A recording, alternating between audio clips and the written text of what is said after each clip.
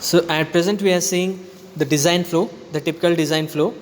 So now here the flow will go like this. So before designing, means before going to the HDL design, so what we need to do is means design specifications. The first, okay, what we are seeing on the PPT, the first step is design specification, means whatever the problem is there, problem in the sense whatever the design what we are going to do.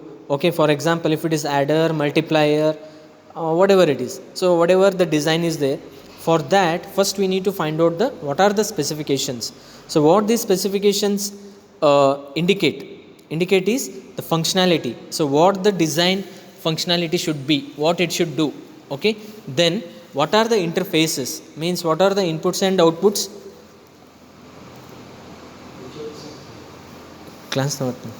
What are the inputs and outputs?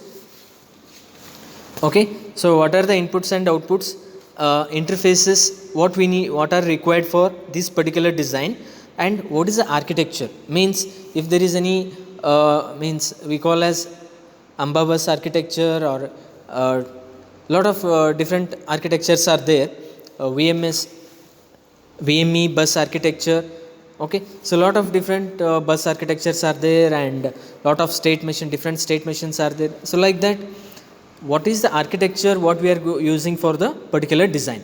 Okay, so the design specification means basically the functionality, what are the inputs and outputs.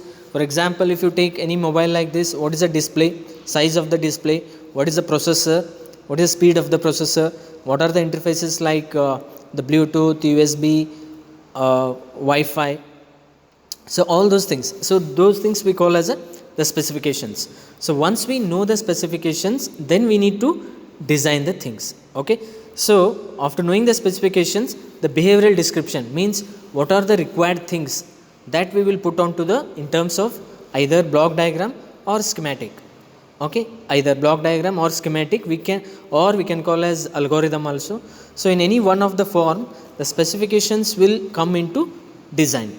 Okay, so that we call as behavioral description, means we are describing the design, means we are describing the design behavior, how it should be. So after that, the RTL description, once we know the block diagram or what are the blocks in the design, so individual block we can design through the, or we can code using the HDL, that is hardware description language. Okay, so that we call as RTL description, means individual block we need to take, we need to write the program for that. Once we write the program for individual module, we need to verify. Okay, so we need to verify whether that particular block is working according to the what is the requirement.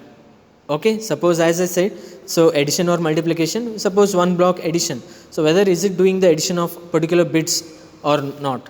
Okay, that we can verify through the functional simulation, functional verification, by writing the test bench. Okay, test bench is a one more file with the source file, so which will give the inputs to the source file, and we will check the functionality by using the again tool.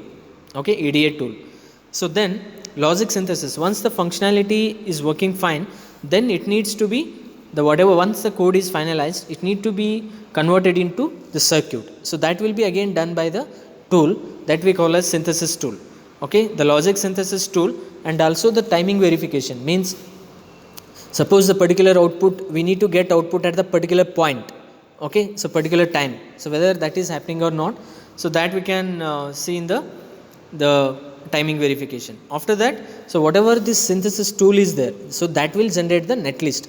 So netlist is nothing but it is the circuit, so which is converted from the language to the code to the circuit, and circuit with interconnection of the all the gates, means if there is any design is there, that is converted into logic gates. Okay, so logic gates or mux or whatever the flip flops. Okay, so this is converted into digital circuit, and it will describe the interconnection between the components, what are the how it is connected internally. So that we call as a gate level netlist. Then logical verification means, okay, earlier we have seen just the functionality, how it is working. So after that, with respect to specifications, okay, whether is it meeting all the things.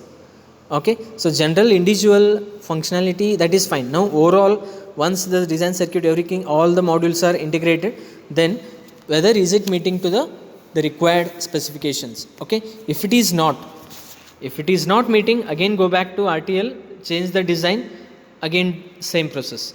Okay, so once everything is working fine, then we'll go for floor planning, automatic place and route. Means whatever the circuit is finalized, so finally the whatever the design is there, it will going to sit into the IC. Okay, it will going to sit onto the IC, that is integrated circuit. So once the design is finalized, then what are the components or the elements are used. Elements or components means that is all gates, flip flops, mux, all those things. Once they are finalized, then where to sit in the IC. Okay, IC is a very small area. In that area, the what logic or which logic will place in which place, all those things that will be decided by the tool. So that we call as floor planning and place and route. Once they are placed the logic, then the routing between among the logic is required. So all that will be done by the tool itself, EDA tool. Then once that is done, the physical layout means the tool will give the layout, means where and where exactly the which are the components are placed and how it looks like, what is the size of that, all those things, it will come as the physical layout. Okay, once the layout is verified, okay, once the layout is verified according to the means the functionality, again after the layout they will check whether is it meeting the functionality, all those things. So again if it is not there, again go back to RTL and change the code, the same process will continue. Once everything layout verification, everything is meeting the requirements as we have specified in the design, then the lastly it will go for the fabrication of the IC. So that we call as implementation. Okay, so this is the typical HDL design flow. For every design we need to follow, every IC design we need to follow this flow, means design this flow. Okay, the next one. So what are the importance? Okay, what are the importance of the HDL? So means what are the advantages? So designs can be described at every abstract level. So abstract level in the sense, so it will provide lot of different levels of abstraction. So abstraction in the sense different levels, okay, or different types, in means different ways of inputs we can give to the HDL. Means the designs can be described at very abstract level in the sense we can describe in the block diagram way, we can describe in the schematic way. Okay, we can describe in the code, means small code, the writing, so like that. So many ways we can describe the HDL logic. Okay, then RTL design is independent of specific fabrication technology. Means the whatever the fabrication technology is there, as I told, the 7 nanometer or 28 nanometer, 19 nanometer, 45, so that we call as a technology. So at the initial stage we no need to worry about the what the technology we are using in the fabrication. Okay, means without that knowledge we can verify the design, so that technology is not required. We can verify the design. Once it is design is fine, then we can go for we can choose while implementing the IC. Okay, means that flexibility we have. Then synthesis tool. So lot of synthesis, different synthesis tools are there. Synopsys is there, Cadence is there, Mentor Graphics is there. So lot of different different synthesis tools are there. So that will convert our logic. So nowadays even synthesis tools, not only the programming, even the schematic or block diagram, directly it is converted into the circuit. Okay, so a lot of the synthesis tools will support the Verilog HDL. Then the functionality verification at early stage of the design, means as I told, so very early stage means if you go for hardware by using physical, by using ICs and breadboard, all those things, so modify the things is very difficult. For example, the 4-bit or 2-bit adder, what we are doing, if you want to change it 4-bit adder, so a lot of different components are required, breadboard size is more, it is required, wires is required. So instead of that, if you check in the code, it is the matter of just changing the few lines of the code. Okay, no hardware things are required. So at very early stage we can check the design efficiently, means functionality of that, just writing the code. Okay, so no need of extra means hardware things, checking in the lab, it is there. Then analogous to computer programming, means it is very easy to learn, it is similarly like the C programming, so it is very easy to learn and understand and also debug the programming. So these are the some of the advantages of HDL. The next one, why it is popular. So okay, advantages is one side, so why it is so popular that everybody is using this one. So as I told, it is easy to learn and use like C programming. So whatever the in C programming we are using the constructs, means the syntax, almost the same syntax we are using in the Verilog HDL also. And the next one, Verilog allows the different abstraction levels, means as I told, the different abstraction means the whatever the design is there, we can describe in many ways. Okay, so the whatever the coding is there, RTL coding, we can do in many ways. So one is switch, so switch in the sense the transistor. Okay, so we can write in a transistor level, so we can write the transistor diagram, then we can write the code for that.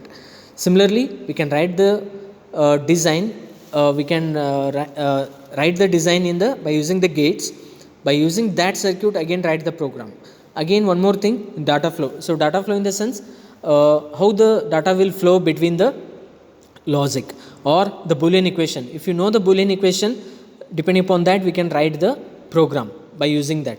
Then the last one, behavioral, means by truth table or any the behavior or algorithm, by using that one, so we can write the code, HDL code for that. Means through many ways, means the design of the problem we can describe in switch level, gate level, data flow level and behavioral.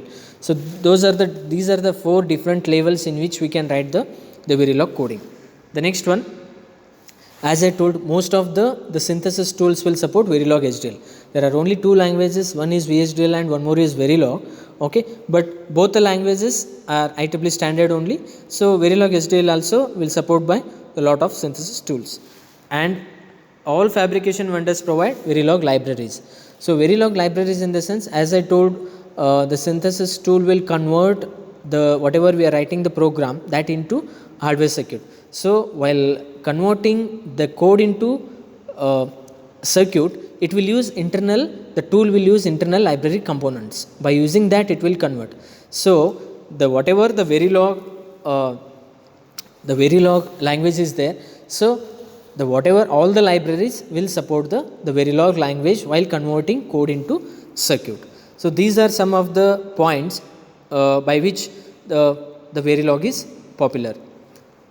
Okay, the last one, what are the trends? Okay, we have seen advantages, we have seen popularity, we have seen the design method. Okay, so now last, what are the trends in HDL now? Okay, so now as I told, the designers will only concentrate on the functionality.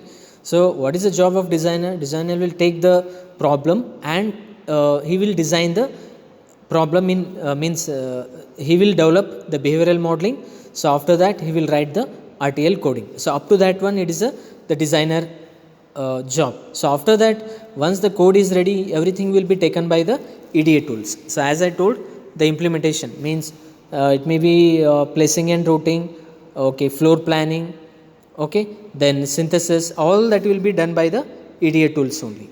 Okay, so that's how lot of the designs are depending on the tools.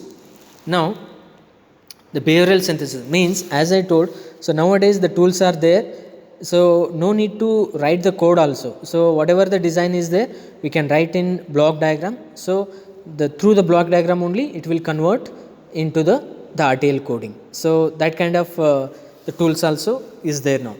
The next one, the verification methods. Okay, so the new verification methods of the design are one is formal verification, one more is assertion checking. Means, so one is, so in the design phase itself, so before going to the implementation or writing the code itself, so once the behavioral description is over, at that time only through the mathematical techniques, okay, through the mathematical techniques we can verify the design, we can analyze the design whether is it meeting the requirements or not. So that we call as the formal verification.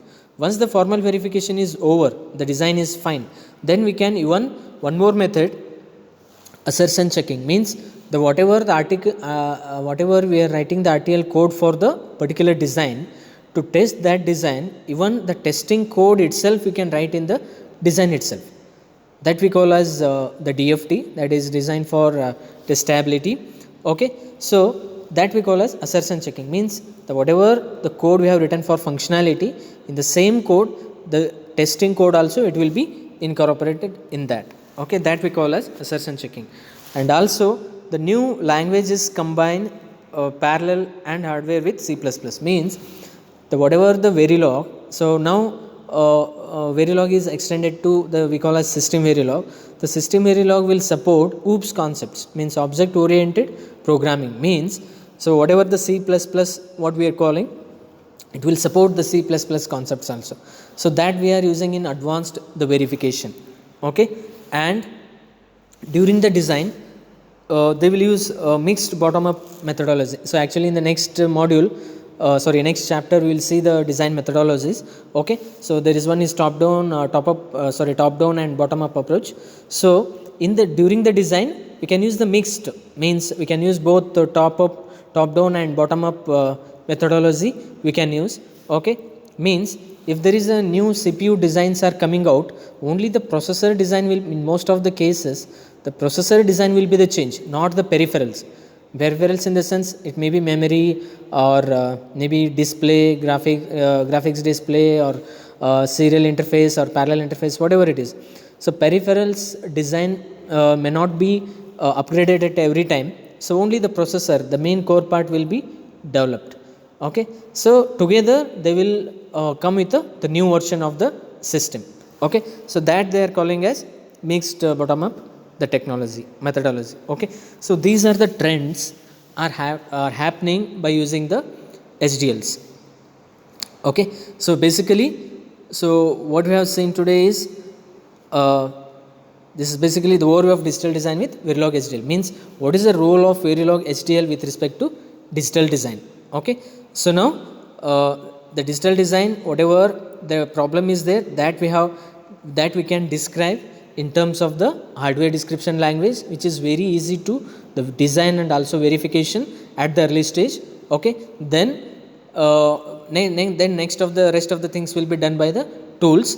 So like this we can design the digital we can do the digital design by using the HDL, so which the language is very easy to design the verification and also support the C++ features and system Verilog, lot of things. Okay, so overall the digital design can be done easily by using the Verilog HDL. Okay,